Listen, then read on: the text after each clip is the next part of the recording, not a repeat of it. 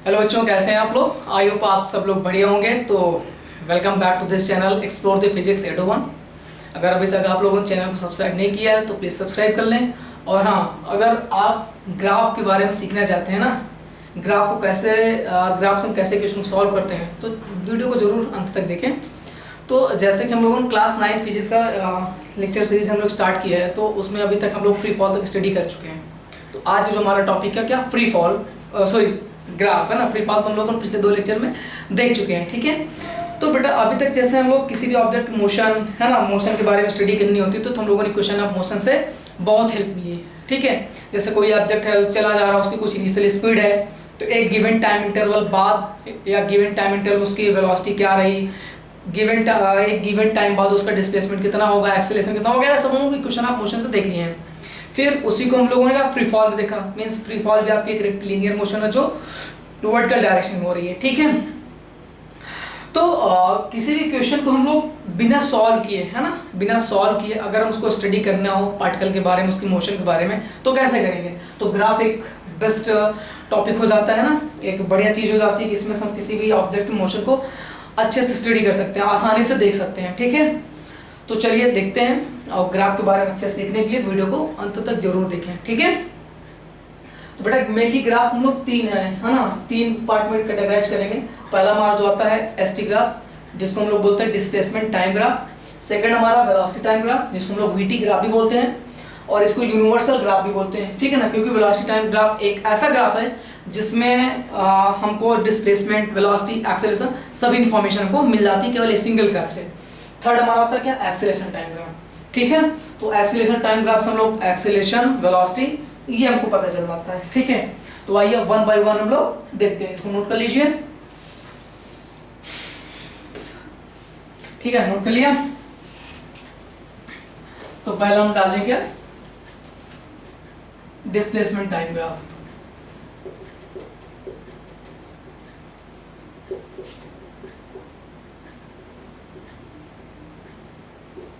Displacement time graph. तो पहला graph हम देखें कैसे कैसे डिस्प्लेसमेंट टाइम ग्राफ कितने टाइप के बन सकते हैं, ये देखते हैं।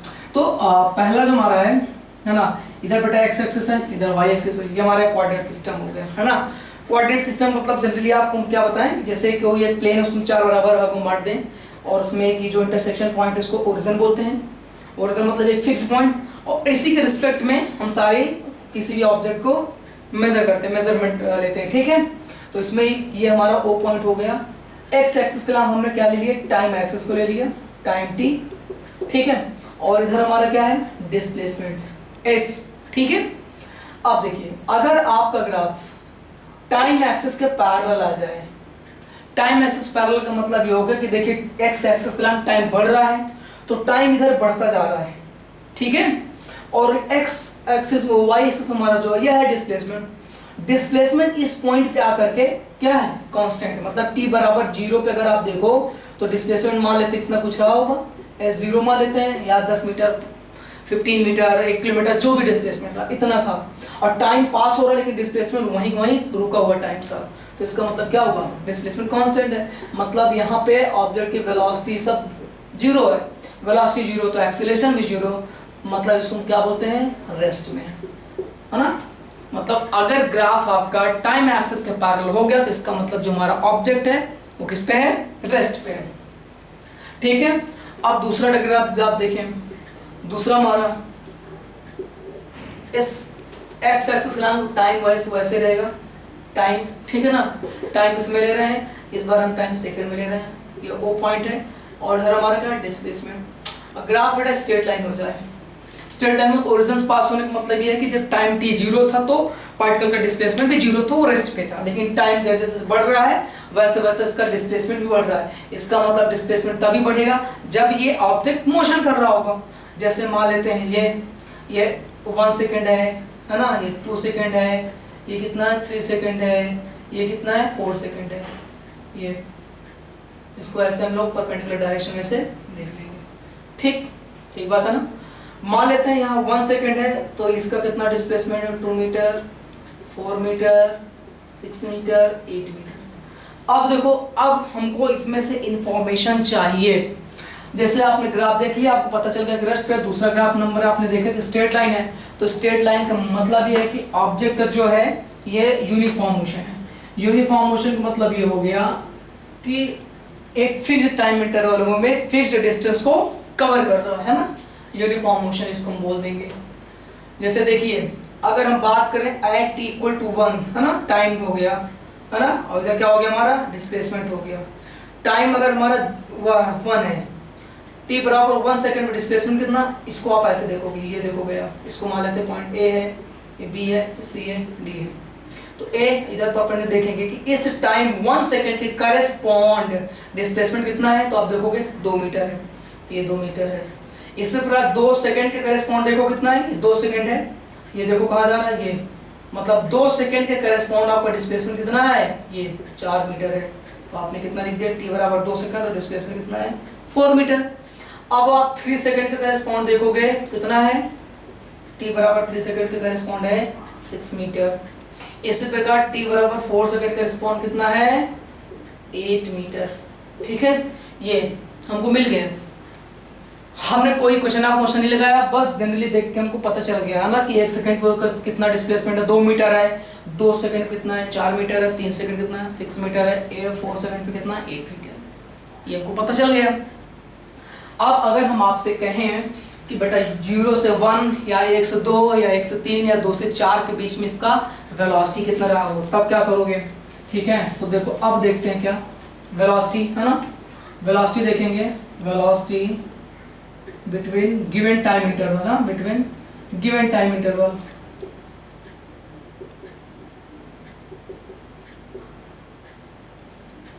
बिटवीन गिवन टाइम इंटरवल मान लेते हैं क्या, पहला 1 से 3 सेकेंड है ना, दूसरा है 0 to 3 सेकेंड, थर्ड है 1 to 4 सेकेंड या 2 से 3 सेकेंड, कुछ भी ले लो, चलो ले लेते हैं 2 to 4 सेकेंड। तो पहला अगर हम देखें, ठीक है, पहला अगर आपको देखें यहाँ पे, तो देखिए वेलोसिटी बराबर क्या होता है, change in displacement upon change in time. तो हमको 1 से 3 के बीच में चाहिए पहला नंबर। ध्यान से आप देखोगे कि t बराबर 3 सेकेंड पे आप लिखते हो ना ऐसे v2 minus v1, s2 minus s1, क्या लिखते हो s2 minus s1 divide by t2 minus t1। s2 का मतलब हो गया फाइनल वाला, s1 मतलब इनिशियल वाला, तो इसको हम रब कर दे रहे हैं। ठीक है, क्या आएगा, s2 क्या है यहाँ पे, मतलब 3, तो t बराबर 3 सेकेंड पे 3 सेकेंड कितना है 6 मीटर है ना, 6 मीटर माइनस फिर क्या है 1 सेकेंड, 3 और 1 के बीच चाहिए, तो 1 पे कितना है 2 meter, 6 meter minus 2 meter divide by time कितना है 1 से 3, तो मतलब 3 माइनस 1 कितना आ जाएगा, ऊपर आएगा 4, नीचे कितना आएगा 2, ये आ जाएगा आपका 2 मीटर पर सेकेंड। तो इसका मतलब ये हो गया कि 1 to 3 सेकेंड के बीच है ना, 1 से 3 सेकेंड के बीच जो पार्टिकल का या किसी ऑब्जेक्ट का, मूविंग ऑब्जेक्ट का जो वेलोसिटी रहा कितना रहा 2 मीटर पर सेकेंड।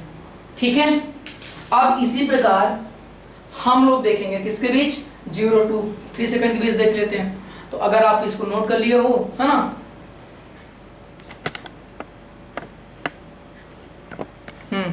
अगर आप इसको नोट कर लिए तो देखते हैं।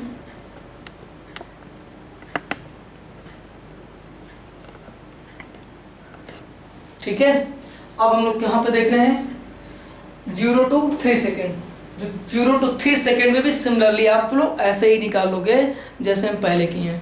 ठीक है, तो दूसरा नंबर यहाँ पर डाल दे रहा हूँ इसके बीच 0 to 3 सेकेंड, तो वैसे निकालोगे v इक्वल्स टू क्या करोगे, 3 सेकेंड पे आपको पता चल गया 6 मीटर है, 0 पे डिस्प्लेसमेंट 0 डिवाइड बाई 3 माइनस 0 कितना आएगा 3, तो कितना आया 2 मीटर पर सेकेंड।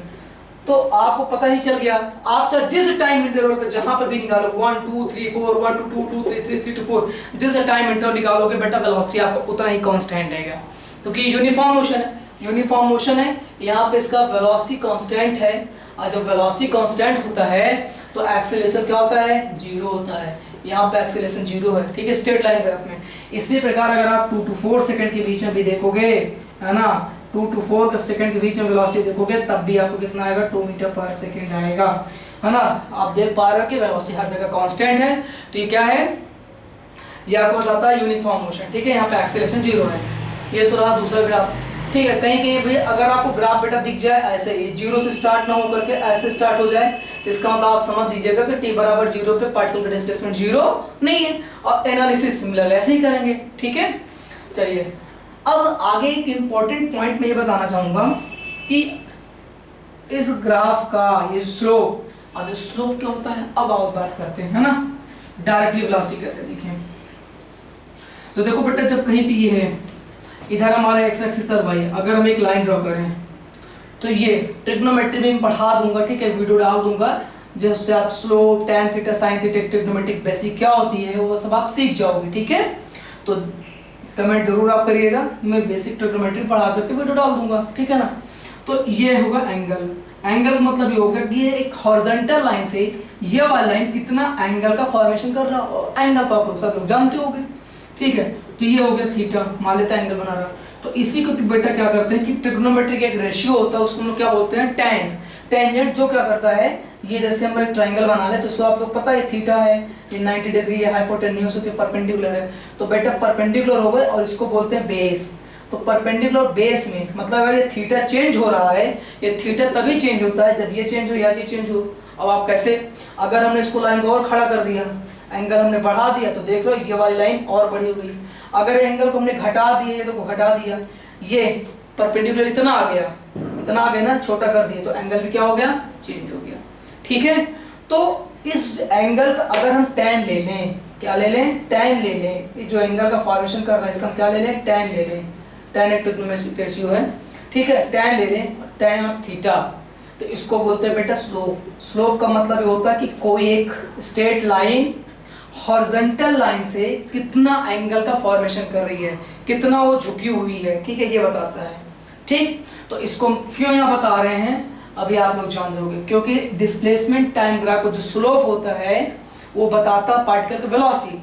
मतलब अगर इधर आपका डिस्प्लेसमेंट है और इधर आपका टाइम है, तो जो लाइन जितना ज्यादा एंगल का फॉर्मेशन करेगा इसका मतलब उसकी वेलोसिटी उतनी ज्यादा है। जैसे मैं यहाँ पे ग्राफ खींच दूं, एक ये है और एक ये 1 है 2 है, ये देखो थीटा एंगल बना रहा और ये मान लेते हैं थीटा 1 है थीटा 2 बना रहा। अब आप बताइए किसका एंगल ज्यादा है, तो बेसिकली ये वाला एंगल आपका ज्यादा है, किसका, ये पार्टिकल 1 का है या बॉडी 1 का है, इधर आपका डिस्प्लेसमेंट, इधर आपका टाइम है। अब हम आपसे पूछते बताओ बेटा किसका वेलोसिटी ज्यादा है, तो बेसिकली आप क्या बताओगे, यहाँ पे आप बोलोगे सर इसका स्लोप ज्यादा है इसलिए 1 का वेलोसिटी क्या होगा, ज्यादा होगा, मतलब v1 ग्रेटर देन v2। और ये कैसे पता चला, ये हमको पता चला किससे, स्लोप से। क्यों, क्योंकि स्लोप हमारा क्या रिप्रेजेंट करता है, वेलोसिटी। और कैसे, अब आइए दिखाते हैं। ठीक है ना, इसी वाले ग्राफ में अगर मैं ये पॉइंट रखूं, ये O है, ये A है, ये M है, यहाँ पे M दे दूं, ये O है, ये B है, चलो यहाँ पे M रख दिया ना। अब मुझे क्या चाहिए, 0 से 2 के बीच में क्या चाहिए, वेलोसिटी चाहिए। तो देखते जाइए, है ना, 0 to 2 सेकंड के बीच में। अब ये ट्रायंगल बन रहा है, मैं ट्रायंगल ये OBM ट्रायंगल को इधर निकाल के ला रहा हूँ, है ना, इधर निकाल के ला रही हूँ। ये O है, ये B है, ये M है, यहाँ पे एंगल थीटा मान लेते हैं। ठीक है, तो बेटा अगर मैं यहाँ पे tan थीटा निकालूं, मैंने बताया था ना tan थीटा क्या होता है, स्लोप होता है। ठीक है ना, जो इस वाली साइड में इसमें रिलेशन प्रोवाइड करता है, ये 90 डिग्री पे है। ठीक है ना, और 90 डिग्री के सामने वाला जो होती है इसको बोलते हैं क्या, हाइपोटेन्यूज, है ना, और ये थीटा के सामने वाले क्या बोलते हैं, परपेंडिकुलर, और इस वाले को बोलते हैं बेस। तो जो tan होता है, tan ट्रिग्नोमेट्रिक रेशियो, ये परपेंडिकुलर और बेस में रिलेशन प्रोवाइड करता है। तो अगर मैं यहाँ पे tan थीटा लिखूंगा तो tan थीटा बराबर कितना आएगा, bm upon OM, bm upon OM। अब आप मुझे बताइए bm क्या है, bm मतलब यहाँ पे क्या रिप्रेजेंट कर रहा है, b से m, ये बेटा क्या रिप्रेजेंट कर रहा है, ये बेटा आपका डिस्प्लेसमेंट बता रहा है। क्यों, क्योंकि y एक्सिस के लॉन्ग आप देख पा रहे हो, इस y एक्सिस के लॉन्ग हमने क्या लिया है, डिस्प्लेसमेंट लिया है, और इस x एक्सिस के हमने टाइम लिया है। तो bm मतलब क्या है, bm की वैल्यू यहाँ पे 4 मीटर है ना, चलो इसको मैं डिस्प्लेसमेंट मान लेता हूँ, कितना है 4 मीटर, और o से m ये कितना है, o से m कितना है 2, और ये कितना है 2, यही आपको 2 क्या आया था, वेलोसिटी आया था।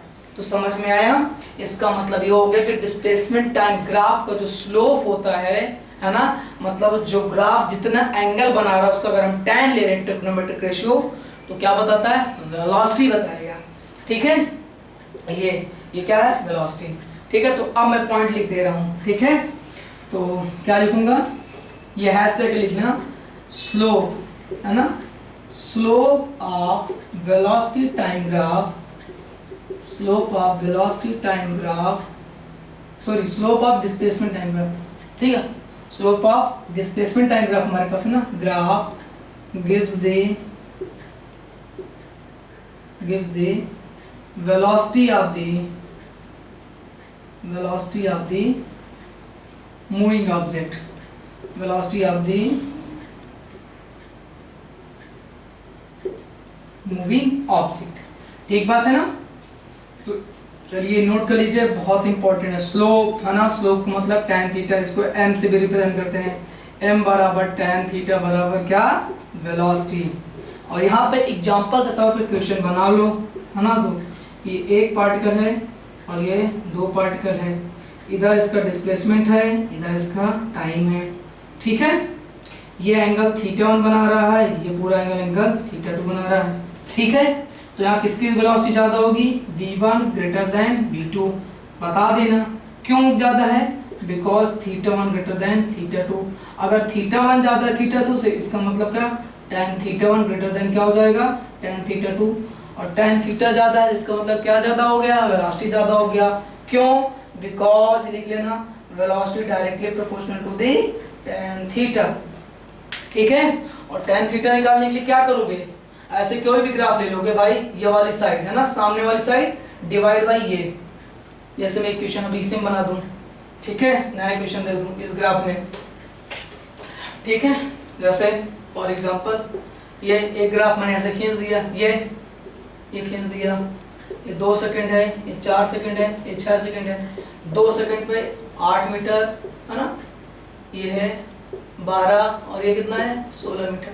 अब मैं आपसे पूछ लूँ कि इसके वेलोसिटी बताइए, तो वेलोसिटी आप कैसे बता सकते हो, वेलोसिटी आप ऐसे देख लो, 2 सेकंड पे इसका डिस्प्लेसमेंट कितना है, डिस्प्लेसमेंट है y इस्लाम, 2 सेकंड पे डिस्प्लेसमेंट आपका 8 मीटर, तो 8 लिख दिया, डिवाइड बाई 2 सेकंड कितना आ गया, 4 मीटर पर सेकंड। तो ऐसे कर दो। और ये बेटा ये ध्यान से, अगर यहाँ पे एंगल लेते तो यही तो 8 है ना, y इस्लाम यही तो 8 है ना, ये पैरेलल दोनों ना, पैरेललोग्राम तो पढ़े हो, y इस्लाम ये यहाँ तक 8 है, तो ये भी तो 8 होगा, और ये क्या है, ये एंगल थीटा है, तो ये परपेंडिकुलर, ये बेस, तो 8/2, स्लोप ही यही है, और यहाँ से आपको वेलोसिटी पता चल रहा है, ठीक है। तो आई होप आप लोग इससे क्वेश्चन कर लोगे। और ये चीज़ जरूर दिमाग में रखिएगा कि जो डिस्प्लेसमेंट टाइम का ग्राफ होता है उसका जो स्लोप होता है ना tan थीटा, वो क्या बताता है, वेलोसिटी। जो भी ग्राफ, जिस डिस्प्लेसमेंट टाइम ग्राफ का स्लोप जो जितना खड़ा होगा उसकी वेलोसिटी उतनी ज़्यादा होगी। जैसे यहाँ पे देख लो, इसका थीटा कम है, θ2 ज़्यादा है ना, ये θ1 ज़्यादा है, θ2 ज़्यादा, अच्छा पार्टिकल का हमने कर दिया, ये 2 है, ये 1 है ना, तो ये पूरा θ1 है ना, ये छोटा वाला θ2 है, यहाँ गड़बड़ हो गया क्या, 1, ये θ1 सही बना था, ये θ2, छोटा वाला θ2 है, ये बड़ा वाला क्या है, θ1 बाई θ1 ग्रेटर देन θ2 है ना, ये दूसरा पार्टिकल ग्राफ है, ठीक है। और नहीं समझ में आया, जैसे मैं यहाँ 3 ग्राफ खींच दूँ, 1 2 3, तो आपको पता है इस हॉरिजॉन्टल लाइन से किसका स्लोप ज्यादा, किसका कौन ज्यादा झुका हुआ है, एक ये इसका झुकाव इतना है, इसका झुकाव इतना है, और इसका झुकाव इतना है, ये 1 ये 2 ये 3, तो यहाँ सबसे ज्यादा कौन एंगल बना रहा है, सबसे ज्यादा 3 बना रहा है, तो इसका मतलब 3 की वेलोसिटी ज्यादा होगी किससे, 2 से, और 2 की ज्यादा होगी किससे, v1 से, ठीक है। ये तो डायरेक्टली आप ऐसे बता दो, अगर कैलकुलेट करना होगा तो ऐसे वैल्यूज दिखा रहेगा तो आप उससे बता सकते हो। अब एक और आते हैं कि जब एक्सेलरेटेड मोशन है ना, यहाँ तो एक्सेलरेशन 0 है इसमें स्ट्रेट लाइन में, अगर एक्सेलरेटेड है तो कैसा होगा, ठीक है, तो उसको भी देख लो। जैसे आ गया, एक ये बना रहे, एक ये बना रहे, अगर बेटा ग्राफ ऐसे आ रहा है, इधर टाइम है ना, टाइम साथ इसे हाथ फैलाता जा रहा है, इसका स्लोप देखो, ये ए पॉइंट है, ये मान लेते हैं बी है, ये सी है ना, ठीक। तो देख लो जैसे जैसे टाइम बीत रहा है इधर एक्स एक्सिस के नाम, वैसे इसका स्लोप क्या हो रहा है, बढ़ता जा रहा है, ठीक है ना। और ये ऐसे ग्राफ से हमको क्या पता चलता है, इंस्टेंटेनियस स्पीड, इंस्टेंटेनियस का मतलब होता है किसी एक पार्टिकुलर इंस्टेंट पे, पार्टिकुलर टाइम पे, टाइम इंटरवल, जैसे आप जा रहे हो कोई चले पूछते इस पार्टिकुलर टाइम, है ना, अभी आपकी स्पीड क्या है, तो ये होता है जैसे ए पे कितनी स्पीड है, बी पे कितनी, सी पे, क्योंकि हर एक सेकंड क्या फ्रैक्शन ऑफ टाइम की वेलोसिटी चेंज हो रही है, ठीक है। इधर क्या आपका डिस्प्लेसमेंट है, तो ऐसे वाले में आपकी वेलोसिटी क्या हो रही, बढ़ रही है, आपको पहले ये पूछा जाएगा। और वेलोसिटी बढ़ने का मतलब क्या कि इसमें एक्सेलरेशन क्या होगा, पॉजिटिव है, और इनको एक्सेलरेटेड मोशन कहा जाएगा। एक ऐसी मोशन का ग्राफ है एक्सेलरेटेड है, ठीक है ना, ये एक्सेलरेटेड मोशन, एक्सेलरेटेड मोशन को रिप्रेजेंट करेंगे, है ना। ये अगर आपसे कोई पूछे ए बी सी में कहाँ पे स्पीड ज्यादा है ना, कहाँ पे वेलोसिटी ज्यादा है, स्पीड ज्यादा है, तो आप क्या बताओगे, ए पे सबसे ज्यादा है, फिर बी पे, सॉरी सबसे ज्यादा सी पे होगा, है ना, तो आप क्या लिखोगे, बी सी पे ज्यादा है वेलोसिटी एट बी पे, फिर सबसे कम किस पे, ए पे। ध्यान से देखो, इस पे हम स्लोप बनाएंगे टेंजेंट, ये एक लाइन इस पे टेंजेंट, टेंजेंट जानते हो ना, किसी भी कर्व पे, है ना, एक पॉइंट पे एक स्ट्रेट लाइन खींच दो, उसको बोलते हैं टेंजेंट, ये टेंजेंट बनाओगे ये टच करते हुए, दूसरी वाली इसको आप ऐसे बनाओगे, तीसरी वाली आप ऐसे बनाओगे, तो कौन एंगल ज्यादा बनाना, सी वाले का टेंजेंट देखो सबसे ज्यादा एंगल बना एकदम खड़ा है, और ये थोड़ा क्या है, थोड़ा कम, फिर ये सबसे कम बनाना, इसलिए सबसे ज्यादा कहाँ पे होगा, सी पे सबसे ज्यादा स्पीड होगी, फिर बी पे होगी, फिर ए पे सबसे कम होगी। अब इसी का दूसरा ग्राफ आता है क्या, ऐसे बन जाए, ऐसे बन जाए, तो इसमें देख रहे हो ए बी सी, इसमें क्या हो रहा है, टाइम के साथ इसका स्लोप घटता जा रहा है, टाइम साथ घटता जा रहा है, तो इसका मतलब क्या, ये रिटार्डिंग मोशन रिप्रेजेंट कर रहा है, इसमें इसकी वेलोसिटी घट रही है, वेलोसिटी घटने का मतलब क्या, एक्सेलरेशन ऐसे ग्राफ में क्या निगेटिव रहेगा। आपसे पूछेगा कि कहाँ पे एक्सेलरेशन पॉजिटिव, कहाँ पे निगेटिव है, तो इस पे निगेटिव है, ये हमारा वो पॉइंट है। अब इसमें ए बी और सी पे देखोगे तो ए पे सबसे ज्यादा स्लोप आएगा, फिर क्या बी पे देख रहे हो ये, इस सी पे अगर खींचोगे तो ये, तो सी पे क्या होता जा रहा है, कम होता जा रहा है, तो आप जनरली बताओगे इस वाले में ए पे सबसे ज्यादा है, फिर बी पे सबसे ज्यादा है, फिर सी पे सबसे ज्यादा है, ठीक है। अगर ऐसे ग्राफ जा रहा है, इस टाइप जा रहा है, ऐसे स्लोप, तो इसमें बोलोगे क्या, वेलोसिटी क्या हो रही, बढ़ रही है ना, पॉजिटिव एक्सीलरेशन, और ये घूम कर ऐसे आएगा, इसमें याद रखना ऐसे वाले ग्राफ में बेटा क्या रहेगा, रिटार्डिंग मोशन रिप्रेजेंट करके इस ग्राफ में वेलोसिटी घट रही है, मतलब वेलोसिटी घटने का मतलब क्या हो गया कि एक्सीलरेशन निगेटिव होता जा रहा है, ठीक है, ब्रेक ग्राफ अप्लाई हो रही है, ठीक है। तो ये हमारा डिस्प्लेसमेंट टाइम ग्राफ का। अब एक क्वेश्चन आपसे देख लेते हैं, है ना, एक बढ़िया क्वेश्चन मिक्स करके करा देते हैं, उसके बाद नेक्स्ट लेक्चर में हम लोग क्या पढ़ेंगे, वेलोसिटी टाइम ग्राफ और एक्सीलरेशन टाइम ग्राफ, इसको नोट कर लो। चलिए, अब जैसे हम आपसे केवल इतना पूछ लेगा, क्वेश्चन कभी कभी दे देंगे, इधर आपका क्या है, डिस्प्लेसमेंट है, इधर क्या है, टाइम है, अगर आप ऐसे देखिए ये, ठीक है ना, ये सीधी स्ट्रेट लाइन, ये फिर ये, और नाम दे दिए ओ ए बी सी डी। अब आपसे पूछे कि बताओ इसको मोशन को स्टडी करना है, इसके बताना है कहाँ पे पॉजिटिव कहाँ पे नेगेटिव है, तो ध्यान से देखो ओ ए पार्ट में ऐसे ऊपर को स्लोप जा रहा है ना, ये देखो स्लोप बढ़ता जा रहा है, इससे मुंह करके टाइम साथ बढ़ता जा रहा है, तो इसमें आपका जो एक्सीलरेशन पॉजिटिव होगा, एक्सीलरेशन इसमें क्या होगा, पॉजिटिव होगा, ओ ए में, है ना, O A B B C C D. अब बता दो ओ ए में हमारा जो एक्सेलरेशन हो गई, ए रिप्रेजेंट कर रहा है, एक्सेलरेशन ओ ए में क्या है, पॉजिटिव है, हमने लिख दिया पॉजिटिव, मतलब एक्सेलरेशन बढ़ रही है, एक्सेलरेशन बढ़ने का मतलब क्या हो गई कि वेलोसिटी आपकी क्या हो रही है, बढ़ रही है, हमने बता दिया, ठीक। अब ए बी में जाओगे तो ए बी में देखो स्ट्रेट लाइन जा रहा है, ए बी में स्ट्रेट लाइन का मतलब यहाँ पे एक्सेलरेशन बेटा जीरो, तो एक्सेलरेशन तो जीरो हो गया, लेकिन एक्सेलरेशन वी आपका क्या रहेगा, कांस्टेंट रहेगा, क्या रहेगा, कांस्टेंट रहेगा, ठीक बात है ना। अब अगर हम BC वाले पार्ट देखो ऐसे कर घूम के जा रहा है, जब ऐसे घूम के जा रहा मतलब क्या हो रहा है, घट रहा है, तो इसमें आपका एक्सेलरेशन क्या रहेगा, नेगेटिव, तो इसमें क्या रख दोगे, नेगेटिव, ठीक है, और वेलोसिटी आपकी क्या रहेगी, घट रही होगी, ठीक है ना। अब आते हैं CD वाले पार्ट में, CD वाले में फिर ऊपर को मुंह फैला रहा है, ऊपर मुंह फैला रहा है ऐसे, इसका मतलब क्या हो गया, ये CD वाले पार्ट में, ठीक है, CD वाले पार्ट में ये बढ़ रहा है, ठीक, तो ये CD वाले पार्ट में बढ़ रहा है, तो फिर यहाँ पे लिख दोगे क्या, CD में एक्सीलरेशन क्या है, पॉजिटिव है, और वेलोसिटी बढ़ रही है, ठीक बात है ना, तो ये नोट कर लो। अब आप लोग क्वेश्चन प्रैक्टिस करिए, चलिए मिलते हैं नेक्स्ट लेक्चर में, उसमें वेलोसिटी टाइम ग्राफ पढ़ेंगे, और फिर क्वेश्चंस भी करेंगे। तो मेनली हम ग्राफ के 3 लेक्चर लेंगे। अगले लेक्चर में वेलोसिटी टाइम ग्राफ और एक्सीलरेशन पढ़ने के बाद एक लेक्चर में हम लोग केवल क्वेश्चंस करेंगे, किससे कैसे प्रॉब्लम्स पूछे जाते हैं। ठीक है, तो चलिए मिलते हैं नेक्स्ट वीडियो में। और अगर आपने पूरी वीडियो देखा उसके लिए थैंक्स, और इसी तरह वीडियो देखते रहें। और अगर अभी तक चैनल को सब्सक्राइब नहीं किया तो कर दें, वीडियो को लाइक और शेयर करना ना भूलें। Thank you.